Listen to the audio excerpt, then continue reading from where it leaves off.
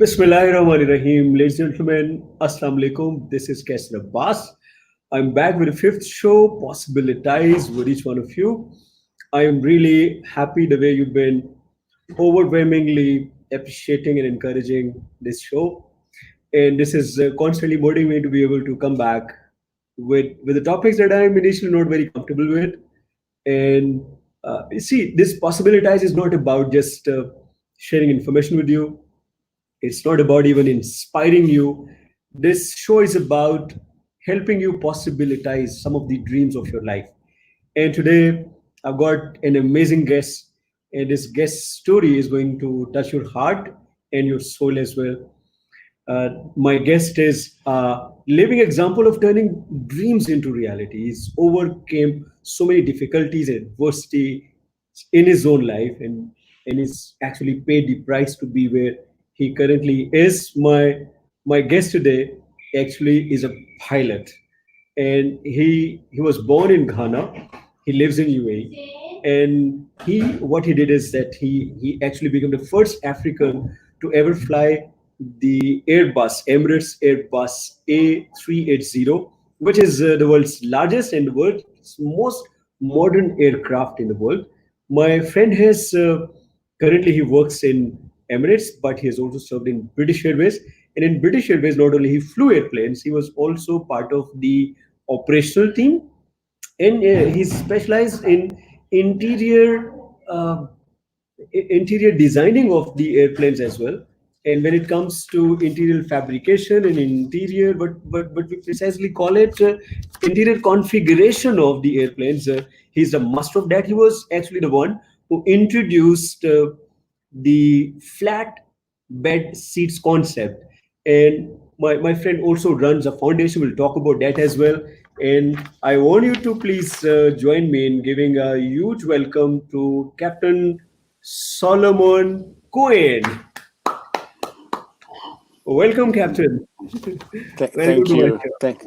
Thank you, Abbas. Uh, This is such an amazing experience being with you, and the conversation that I've had with you a couple of minutes before starting this show. It was All right. amazing. And I want my audience to. Is there anything, by the way, I missed in your introduction? I would just like to correct something. I'm not the first African to fly the A380. I'm the first Ghanaian to do that, and the first pilot to fly the A380 to Accra, Ghana. So I wasn't the first African, but the first Ghanaian, currently the first and only Okay, Ghanaian flying the 380 and the only one to fly to Accra. fantastic. Mhm. Still is an amazing achievement. I just want you to walk me through the feeling that you had in mind when you first flew to Ghana. You were about to Right, land in your country, your homeland, and you were the right. first Ghanaian pilot to be able to fly that huge plane, first of its own kind. So, Yeah. what was exactly in your mind? I mean, prior to the flight, there was lots of emotions, but on the flight, as every pilot will do, we have to be professional. On approach is one of the most challenging and difficult times of each flight. So I was very focused on the job at hand. All Stay right. disciplined, stay focused, be professional, forget about everything, just stay focused on the job at hand. After we landed and we parked the plane, that is when the emotions sank in. And I looked at all the people that welcomed us with the fire brigade, water cannon salute. And we had so many cultural groups meeting us, dancing with everybody. And when I brought out the Ghanaian flag, it was the noise was just unbelievable. The noise and the excitement was just unbelievable, and I couldn't hold back the tears. I just couldn't hold back the tears. It was so emotional, and just started crying.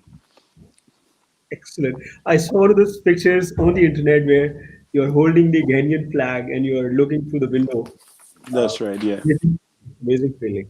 yeah, So, it was. who did you tell this event? Who was the first one that you told this event about in your family that you're going to do this?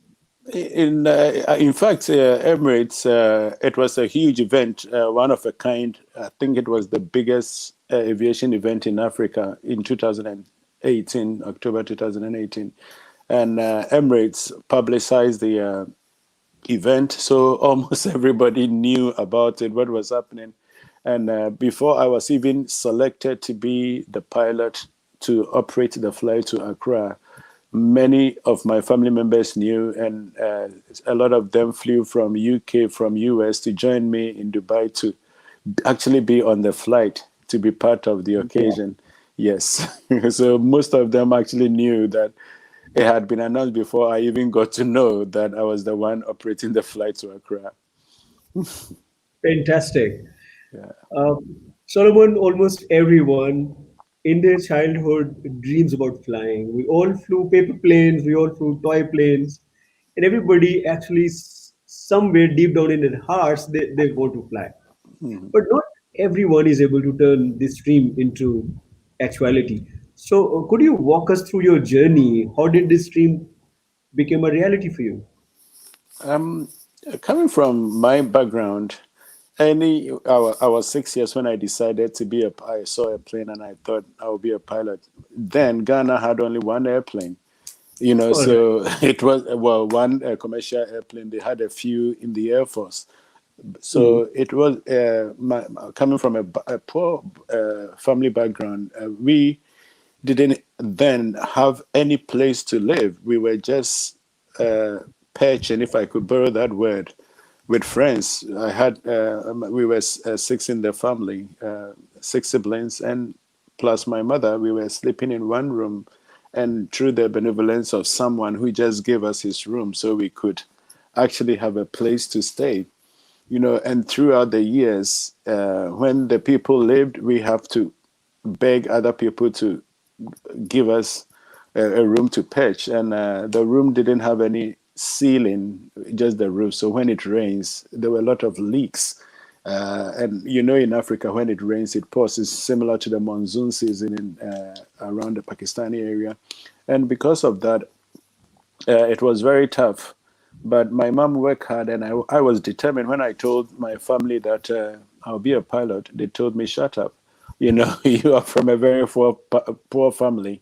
How are you going to be able to do that?" My mom was a woman of faith, and she always believed that anything is possible. But my siblings, especially one of my sisters, the rest didn't say anything, but one of my sisters said, "Just follow a poor man's dream." And one of my friends also said, "Please don't laugh at him. Anything is possible."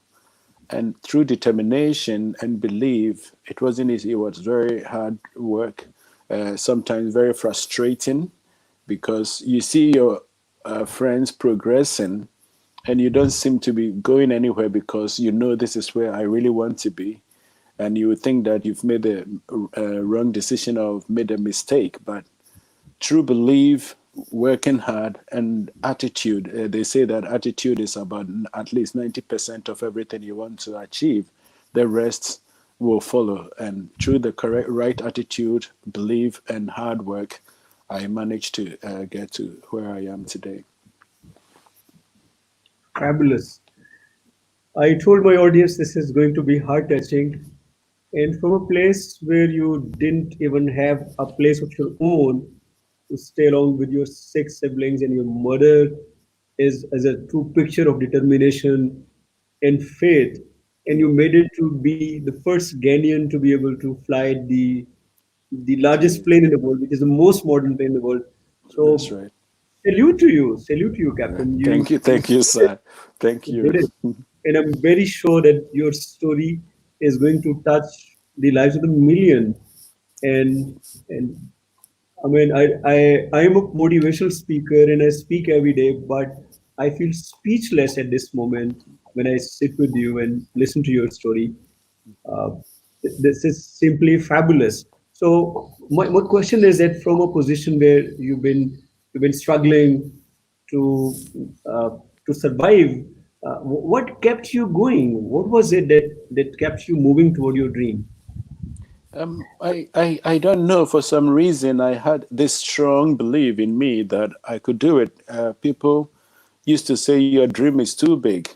But for some reason, I had a strong belief in myself that no matter how difficult it is, I can still do it. If someone can do it, why not me? And from infancy, Wow. that is what I really was like. I go to school and people tell me, "Oh, don't go into maths. Maths is so difficult." And when people tell me it is difficult, it becomes a challenge to me. I said, "But people can do it, right? Others do it." And I answer it myself, yes, people are able to do maths and take it to the highest level. So why can't I do it? If people can do it, why can't I do it? And I tell Wow. myself, if someone has been able to do it, I can do it. So I might not have the answer there and then, but I'll keep working hard and believing and working hard.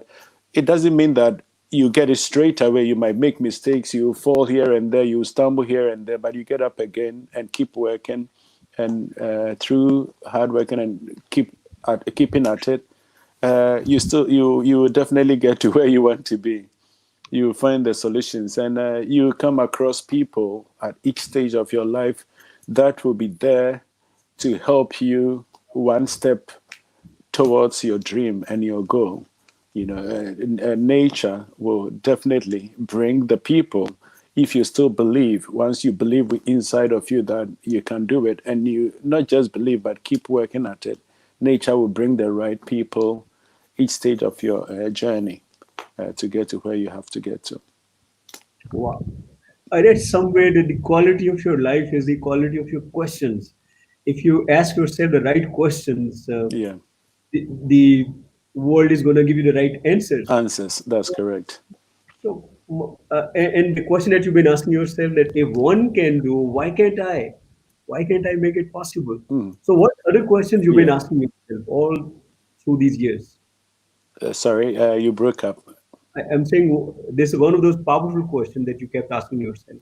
So, Mm. are there any other questions that you asked yourself in those days when you were really challenged? Yeah, there are certain times I ask myself, why me? Why me, God? Or when can I get there? You know, because after my pre-university exams, I thought the only way to become a pilot was to go through the Air Force because the Air Force will pay for your fees. I didn't Mhm. have the money. And then I went to the selection for the Air Force. I passed all the assessment. And the day I was meant to start the exam, I had very terrible tummy pain. And I had tummy upset as well. For 2 weeks, I couldn't do anything. So I reported 2 weeks later, and they told me that unfortunately, you are too late because the training is so intensive, you cannot catch up. So come back the next year. And similar thing happened the following year. So I kept asking myself, why? Why me? I've done everything I have to do. I have passed. Why at this time? But sometimes we don't understand why certain things didn't happen for you. You might think this is the direction you have to go, but Mhm. that might not be the one for you. Because if I had gone to the Air Force, I don't know where I would have been. Maybe nobody would know about me. But because I didn't go to the Air Force and I had to go through the direction I went to, I managed to become a 380 pilot. If I had gone to the Air Force, I don't think I would have been able to do that. So everything works for good. Sometimes you don't understand there and then why things Wow. are working that way. But if, later in life, if we take it as it comes and still persevere, later in life we will understand why we didn't go a certain direction or a certain route. So some of the question I kept asking, why me and when? It was tough, but I kept persevering. Solomon, you're awesome. You're Thank you. super brilliant. I'm sensing that you're a born motivational speaker. So Thank you. whatever you're Thank you. saying, it has so much energy, so much enthusiasm, and so much wisdom behind every word that you're saying. So very impressive. I'm very confident my audience is really enjoying this conversation. So Dr. Naeem Mushtaq is here. Dr. Naeem Mushtaq is watching us. He's the one who changed my life. One of my mentors is here. So Azim Mahmood, Faryal Jan, Sayyid Zada, a lot of other people are watching us. Yeah.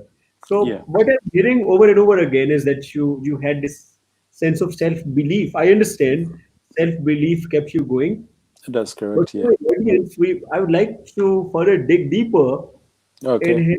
help me and the audience understand what was the source of this self-belief. Where did you get it?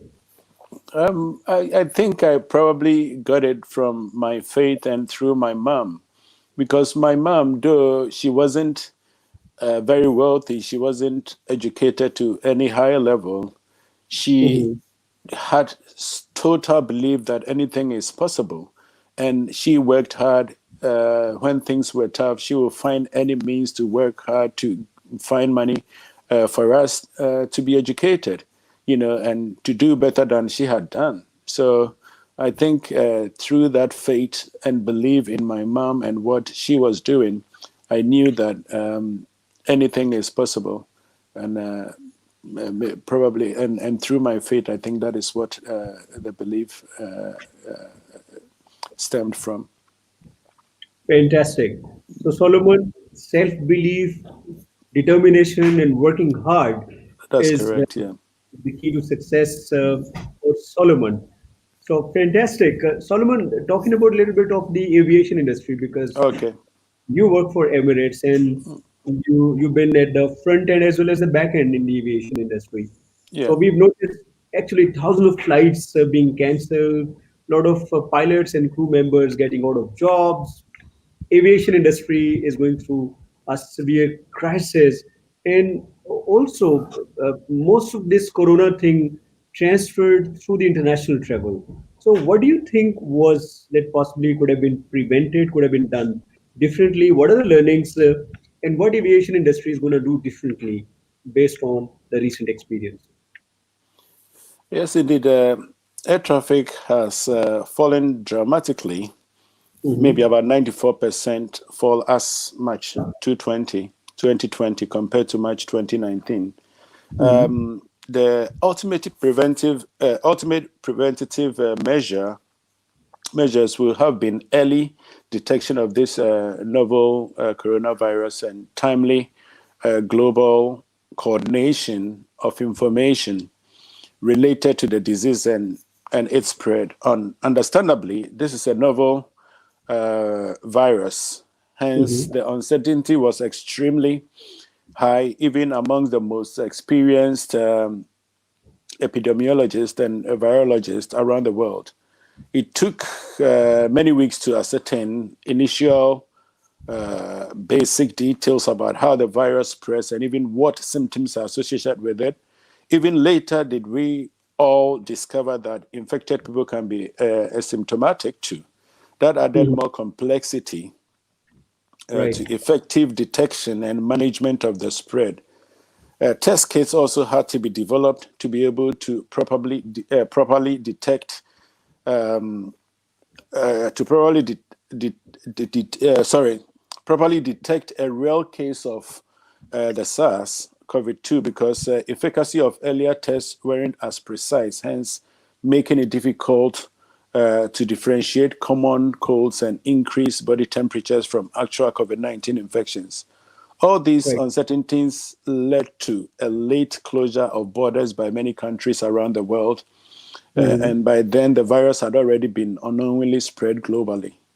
Our learning should be that we should ensure increased hygiene as we have today due to the spread of the virus. These increased hygiene measures, even though costly to airlines, airports, and whole tourism industry and travel chain, should be a permanent part of our new normal, even after COVID-19 is over. We should also embrace more digitalization in travel industry to streamline travel processes, as this can help to make up for increased time spent with extra hygiene procedures. Hmm. Excellent. I was reading the other day Alexander D. Jonaik, who is the managing director as well as the chief executive officer of IATA. Uh-huh. He mentioned that the aviation industry has already lost more than $262 billion. Mhm. So, what do you think? What do you think where the aviation industry is going, and what is going to be the future for the aviation industry? I think aviation still has a future. The desire All to right. fly and be in different parts of the world for different purposes has become a part of the spirit of man, and increasingly so. Till date, people still have a strong desire to travel. The only caveat is Mhm. if it can be done under safer conditions.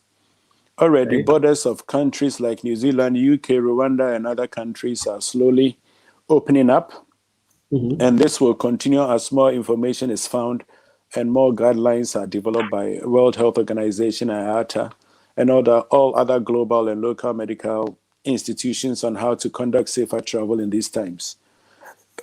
Excuse me. Oh, no Europe problem.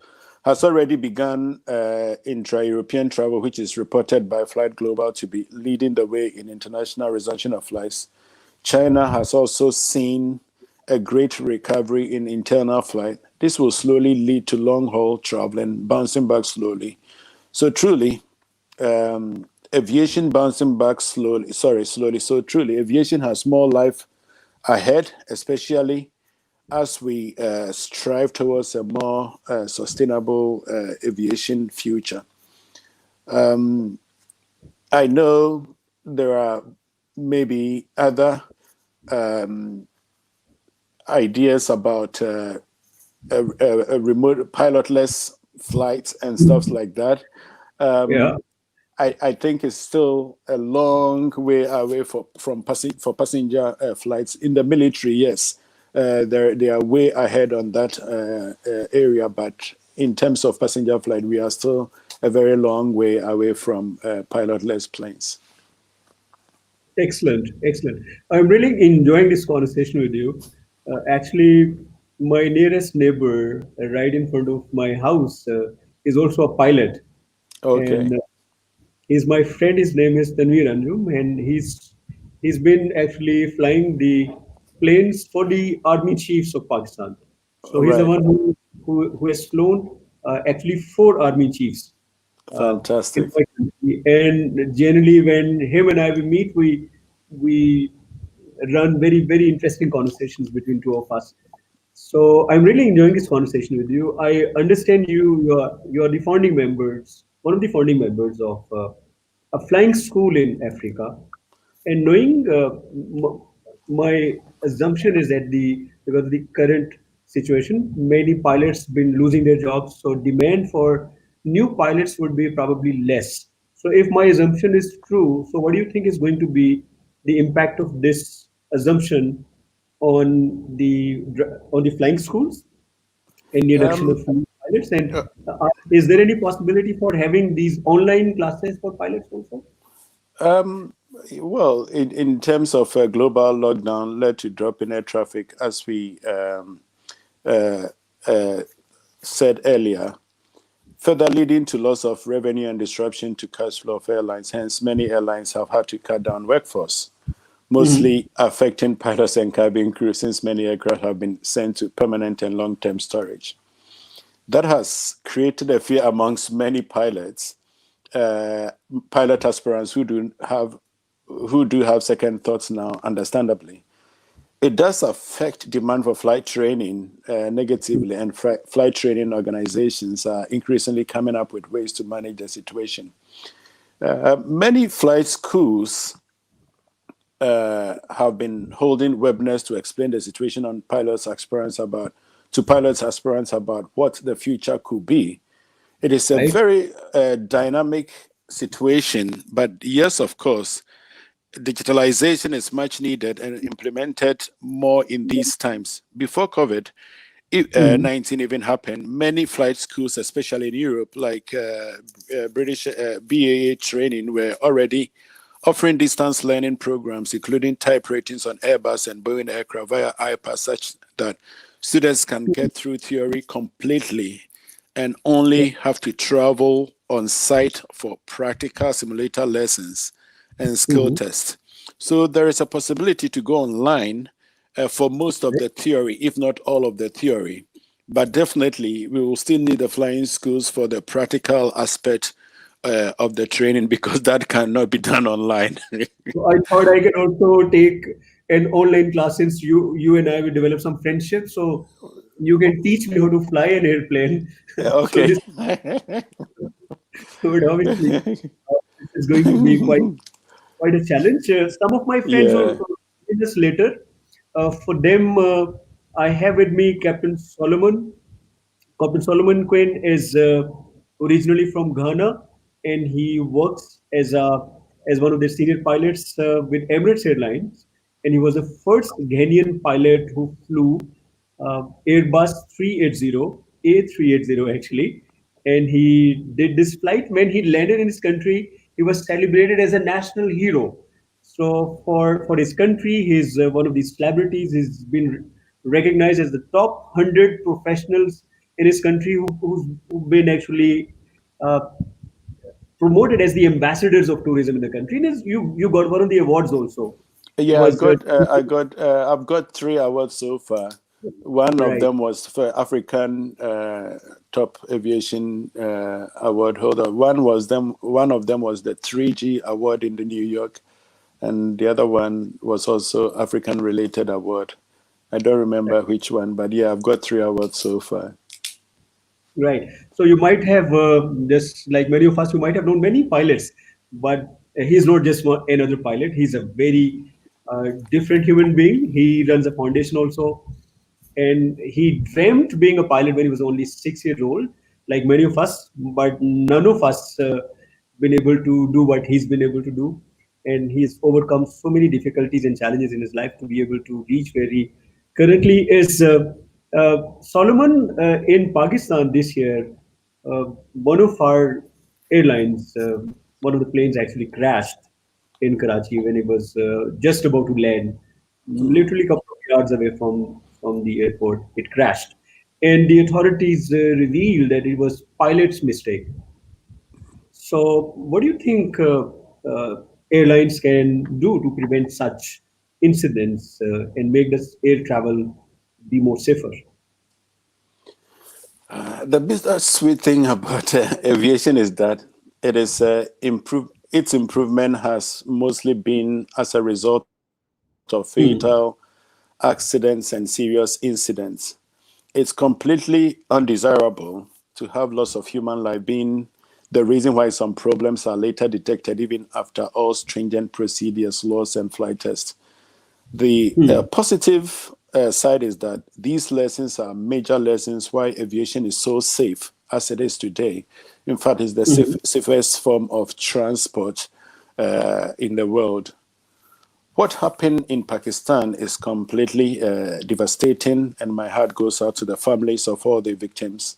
There is not yet a comprehensive investigation report to ascertain actual causes of the accident, even though the preliminary report suggests some level of pilot error and air traffic control error. What can be done is by having continuous training and more strict eyes of regulators IQ, FAA, EASA, etc., on all national aviation systems around the world that make up the global aviation system and members to the IQ Convention from 1944. The integrity of these individual aviation systems have to be solidified. Even the world acclaimed FAA has received a lot of backlash about the unfortunate crashes of the Boeing 737 MAX crashes in 2018 and 19. So we all need to continue to do our parts by carrying out our various roles within integrity to safeguard this industry we love so dearly. In aviation, we have introduced so many things, including crew resource management, and aviation is one of the most tested industry in the world. In Yes. Emirates, we are tested about 4 times yearly, every year. We do stringent training to ensure that we are on top of our game. And apart from the 4 main assessments we do every year, we still have a lot of other assessments we do all the time. So we are being tested all the time and learning from all this. Aviation have introduced flight data recording and a lot of things that triggers any issues that we look at. So we download all these systems after each flight, and we look at these and assess them, and we Mm. bring them as part of our training. What could we learn from it? How can we learn from this to improve the safety? So a lot is being done, and as I said, we still need to do a lot more to ensure that even the highest standard that is being maintained can be improved on. Excellent. Excellent. So, Solomon, I have a good news for you. You might see on the screen, uh, Munira Sheikh from Ghana has joined us. Okay. Yeah, so this is Hello. Munira Sheikh from Ghana. Wonderful to see your initiative. So this is great. Somebody from Ghana is also watching us. Watching that, yeah, yeah. Fantastic. So, bringing you back to you fly with Emirates, and Yes, I to my do. knowledge, Emirates is one of those airlines which was originally established by Pakistan International Airlines. So it Yeah, was actually us Pakistanis who it's such a moment of pride for us. But eventually, yeah, our own aviation thing went quite down. So, yeah. what are some of the SOPs, some of the best practices as a pilot you would like to suggest to the other developing countries? Um, Which- yeah, as a pilot, we follow the international standard, mainly EASA, the European regulatory Mhm. system, and also the UAE system, which is the GCAA. And I think a lot of pilots are not a lot of all pilots are trained to the highest standard, and for Mhm. someone to become a pilot, they have to have the passion. They have to have the passion uh, and determination and love for the industry. So Love for you. I loved for it. the industry, yes. So we work hard towards this, and the Beautiful. airlines, as I mentioned earlier, the airlines are still introducing a lot of training to ensure the highest form of standards for its operation, and certainly in Emirates, that is what Mm. we do. Our training is the best in the world. When a pilot leaves Emirates and goes to other airlines, some of the time they don't even assess you. You tell them you are from Emirates, they just take you, so they know the standards we have here, and it's a very, Wow. very tough standard, and they use that to recruit the highest of pilots in the world. Uh, I was reading somewhere that in some of the developing countries like Cuba, Brazil, and even in Africa, even in some of the countries around Europe, a lot of small planes are being used for cargo, for emergency relief, and for even military operations. And I was studying that these planes are not very well maintained. Mhm. Right. So if I'm one of the pilots of those planes, so what advice would you like to give me? How could Uh, safety and security of the people who fly with me? that's a great question. I'd like to know that Africa is not a country but a continent of 54 individual and sovereign countries. I am not entirely sure about the claim of aircraft not being maintained specifically in developing countries. There are Hmm. usually lesser aviation accidents and fatalities within the African continent Wow. than other parts of the world. Um, Safety issues are a global concern. Also, I think it's not exclusively in the responsibility of only pilots to ensure safety. Mm. Hence, the bigger picture should be towards each element that make up the complete aviation system. What can be done to help is by governments around, especially developing countries, realizing the economic importance and impact of aviation to invest more into the needed infrastructure and training to better equip their aviation systems for increased safety. Excellent. I'm impressed. Solomon, one of the questions that comes to my mind is that a lot of pilots have lost their jobs. I Yeah. mentioned it again, but my question is This question has a bit of a different dimension. So Mhm. once as a pilot you are out of job, it's not difficult. It's not very easy to be able to find another job. So how Mhm. one maintains their family and other responsibilities, and at the same time, what could be the skills in demand in the future for which the pilots need to prepare themselves? Um,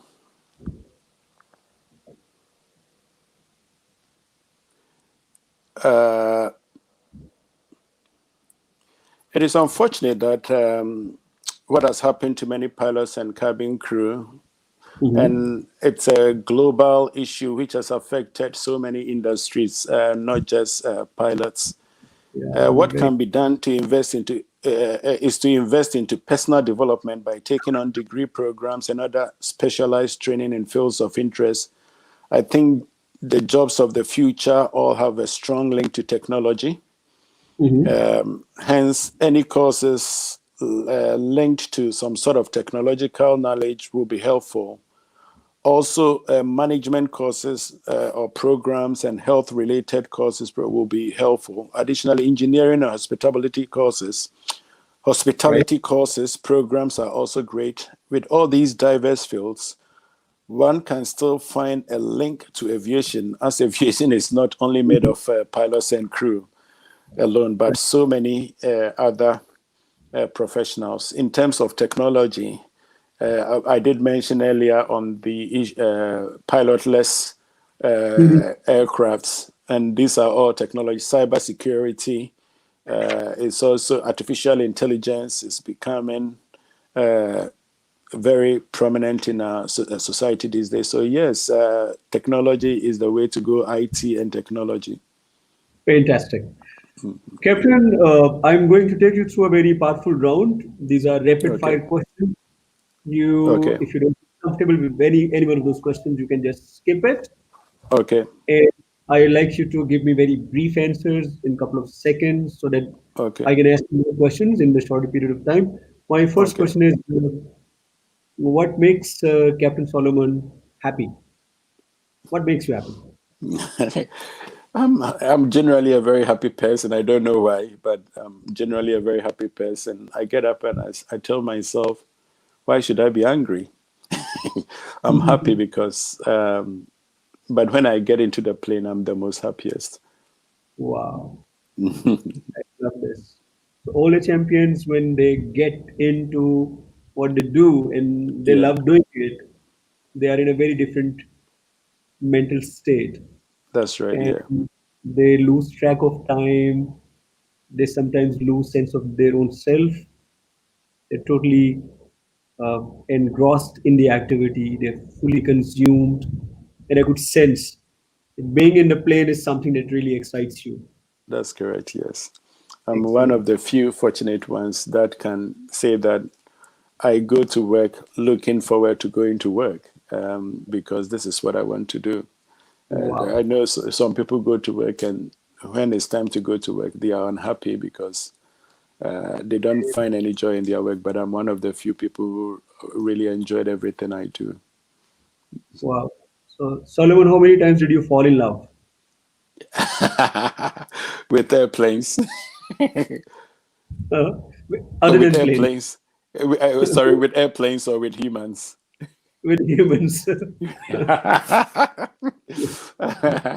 I can't count. Maybe I fell in love so many times. I loved it. This was the most powerful thing for me in the entire show. Yes, Because all champions, superstars, their first love is always what they do. that's right. Yeah. So how many times? Okay, let me phrase it differently. What was the first Okay. time? How old were you when you first fell in love? Maybe I was 18. 18.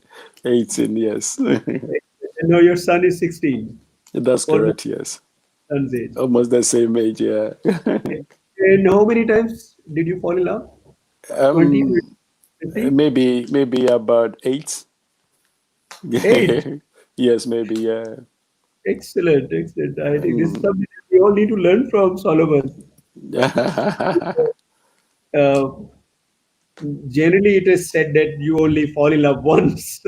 So the topic eighth marriage would obviously be interesting. So I'm going to run probably another show with you privately on how to fall in Okay. love. Excellent. So, did you ever beat anyone in as a child or as a teenager? Did I ever do what? Did you ever beat someone? As a child, no, I fighting wasn't my thing. I remember when I was a kid, there were two brothers who wanted to intimidate me anytime I walked past their house, and people will incite them to probably beat me and things like that. So one day, they tried to wrestle with me, and I managed to put one down, and the other one was scared, so they left me alone, never came near to me. So, but I never fought with anyone. I'm Wow, always the peaceful type. excellent. Did you ever cheat in exam? Cheating? No, no, I never cheated in an exam. I always worked hard and did what I had to do. Fantastic. I was expecting the same from you. So, who is your best friend, Solomon? My best friend, unfortunately, the very best friend just passed on, and today was his. They just buried him today. He Oh my. became my best friend when we were in secondary school, and through some of my difficult times, I used to get my daily meal from his house. When I didn't have anywhere to stay, sometimes I would stay with him. He became my best friend, but unfortunately, he just passed on through cancer, and he's been buried today. Must have been a very difficult day for you. Y- Yes, yes, very, very difficult. I can understand. What is your most beautiful memory in life, Solomon? At the moment, I'll say the maybe two of them stands out. The first time I got my job as an airline pilot, because that is the dream I had been looking forward to for since I was 6 years. And then the second one, when I got my captain position with Emirates on the A380. And then Hmm. the final and third one is when I landed the A380 in Accra, Ghana. So, you shared your top three beautiful memories with me, and not even once That's you right. mentioned about being in love.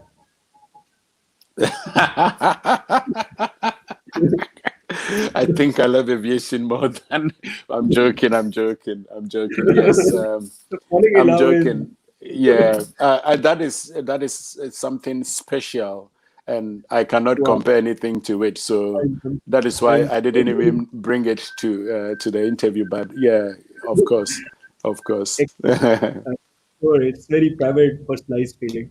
That's right. So, if I'm sure you have a black book of secrets, and I won't like Yeah. to ask you to read one of those chapters. But how many secrets would you have in that black book? Secrets. I mean, I'm not asking for one of those secrets. Just saying, how Yeah, many secrets would you have? 10, 20, book. 100, 500? Secrets. Oh, I think generally I'm an open book to many, but in terms of secrets, maybe not more than 10. Not Not more than 10, yeah.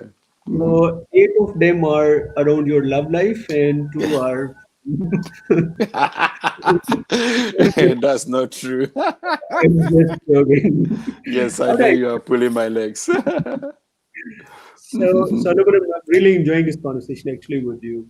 What do you consider to be one of your most cherished achievements so far in life? One top achievement. One top achievement. Again,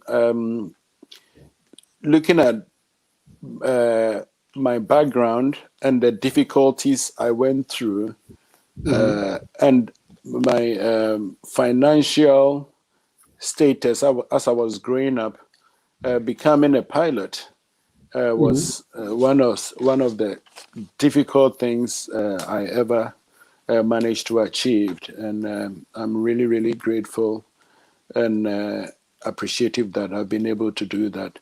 And that is the reason for the foundation, because I know that there are a lot of kids and all over the world who want have dreams and want to do something, but it's so tough for them. And Hmm. looking at what I went through to be able to do it, that is the reason for the foundation to try and set it up and help them get to where they want to be. Fantastic. I was thinking to ask you a question around your foundation. When you already answered this, this shows that Yeah. you speak your heart, and this is the sign of great human beings, the sign of a champion. So asked you the question around your biggest achievement, and you brought me down to what you really want to contribute in life That's to the correct. Yeah. society, through your foundation. So this is awesome. Solomon, who do you think is the most important person in your life? In my life, I, person, of course, I would say God is the most important person. Well, he's not a person, but God is the most important in my life, because everything I do, I depend on him to direct me. My family comes next. They are the most important in my life. Great. So, who do you think is your favorite leader? In My whether favorite, my yeah, favorite leader. I have various leaders probably I look up to. Of course, Obama being the first black president, showing the minority that it can be mhm, done, becomes a very good example of a leader. Nelson Mandela is also, though he's not here anymore, is an amazing person who is fought through thick and thin to liberate his people and bring them and make. And what really amazes me about his personality is that he was able to forgive those who really did so many bad things to him. He was able to forgive them and bring everyone together to make South Africa one, whether you are black or you are white.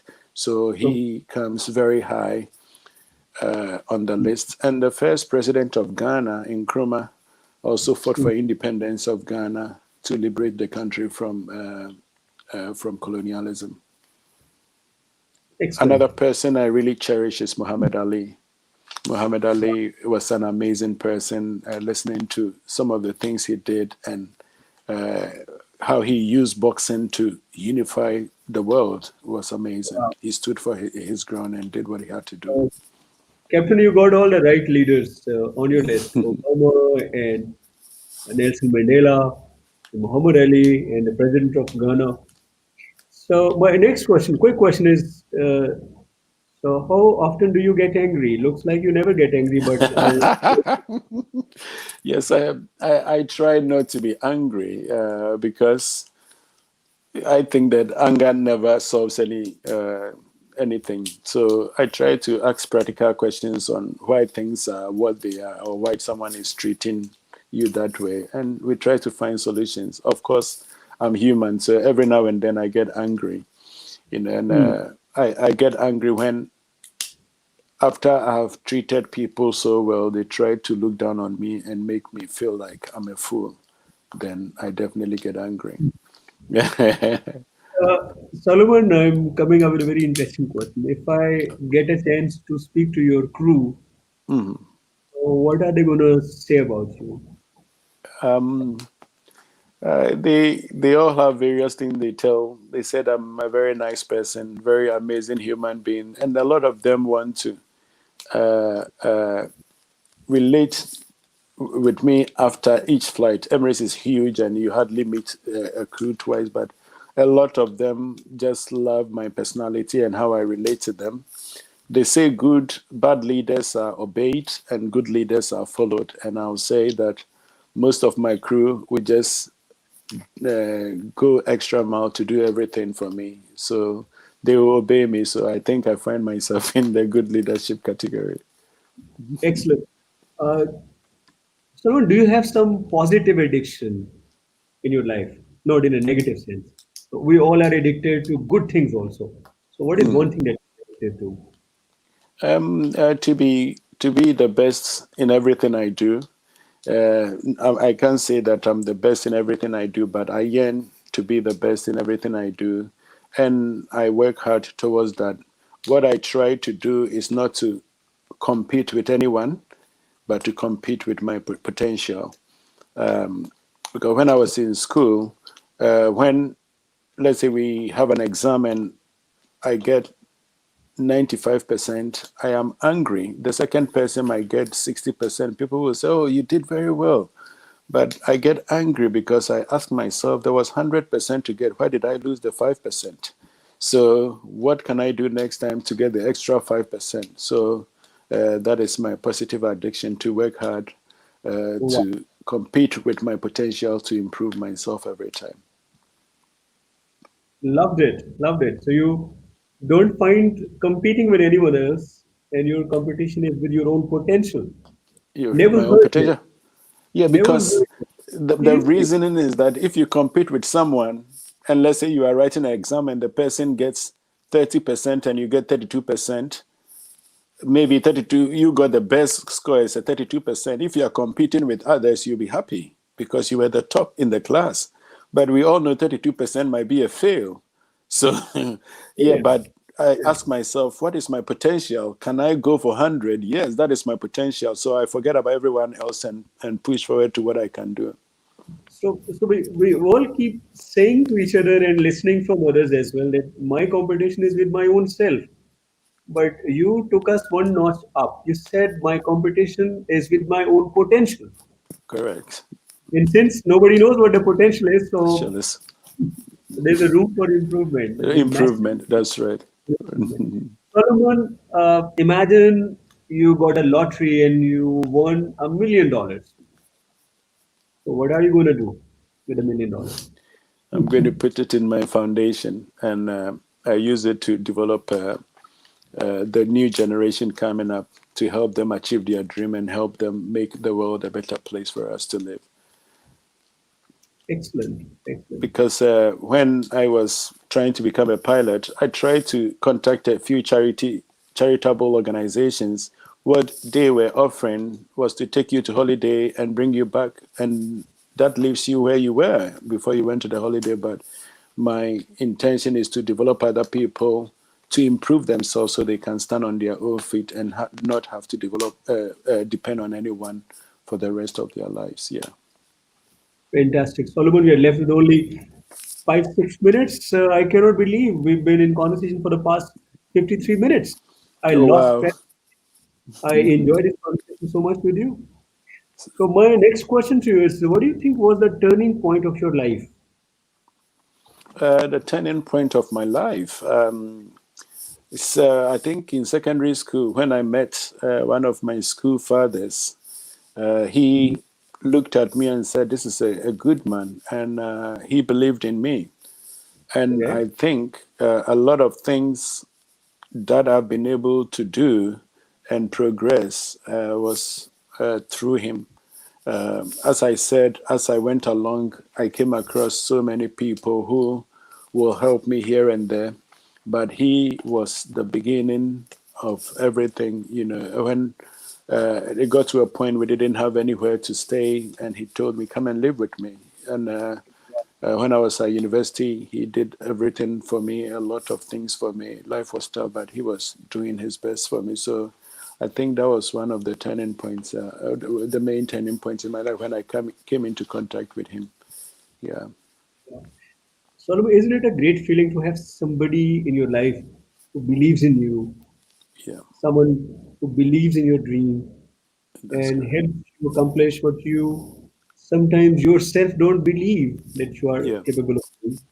yeah, For me, it was a friend of mine, my mentor. His name is Arif Anis. right. So he made whatever I am today.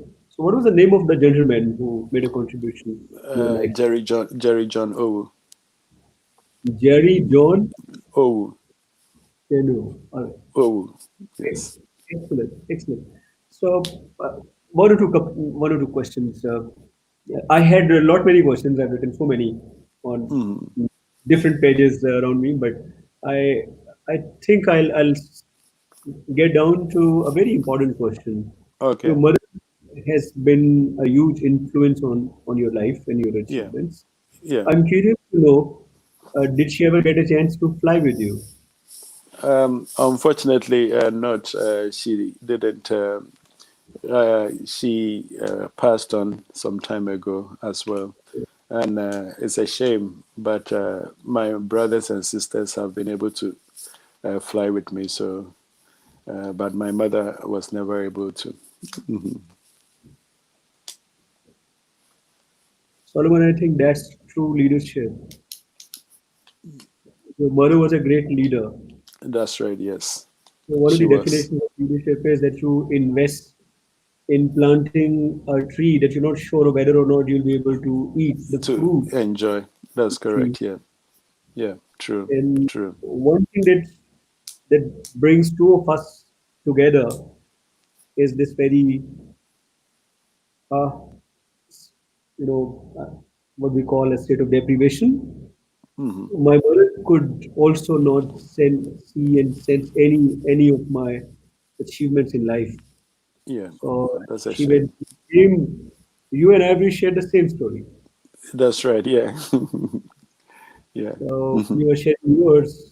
I thought at some point you were sharing mine, Hmm. and my mother worked very hard to to create a life that I live today. Yeah. And it was not my dream; it was her dream. Yeah. And but she could never see this dream turning into reality. Hmm. Hmm. So I can understand your feeling. Yeah. Thank you. Solomon, what is Solomon's dream at this point in time? At this point in time, I keep asking myself, what next? What next? Because I think that has been my question every time I achieve one dream or the other. I ask Mhm. myself, what next? Because I think there is more to life now, and more I can give the world. So I keep asking for direction and keep praying that what is the next step. And I think the foundation is one of them, to try and get this foundation going and be a positive impact and help the youth make it a better place, to help them get to their dream and help make the world a better place. They asked once asked Oprah Winfrey what she thought was her greatest achievement, and she thought it was the school she set up in South Africa, the all-female school she set up in South Africa. But someone told her that, look, when you make a positive impact in the world, that is the ultimate achievement. So I think by going through the foundation direction and trying to help these kids make positive impact in the world, that will be the ultimate achievement. So that will be, I think, the next step. Yeah. Fabulous. Solomon, 1 hour is gone. And I enjoyed this conversation so much with you. I generally, this question is for the audience, Okay. and you're also listening to it. I'm a coach, Hmm. and I'm trained to have deep conversations with people, Yeah. and these conversations are very private, confidential, and people share with me the things that they never shared with anyone, Hmm. right? And when I started thinking of doing this program, it was not very comforting for me to be able to run this program as a host, because I've always been on the other side of the table where I've been asked these questions and I was answering them. Yeah. So it was not easy for me to be able to bring these conversations to everyone around me. But then I asked myself, who am I doing it for? Am Hmm. I doing it for my own self, or am I doing it for the people who are watching the whole thing? So Yeah. I entered in something which was not very uh, natural to me, and I'm glad I did it.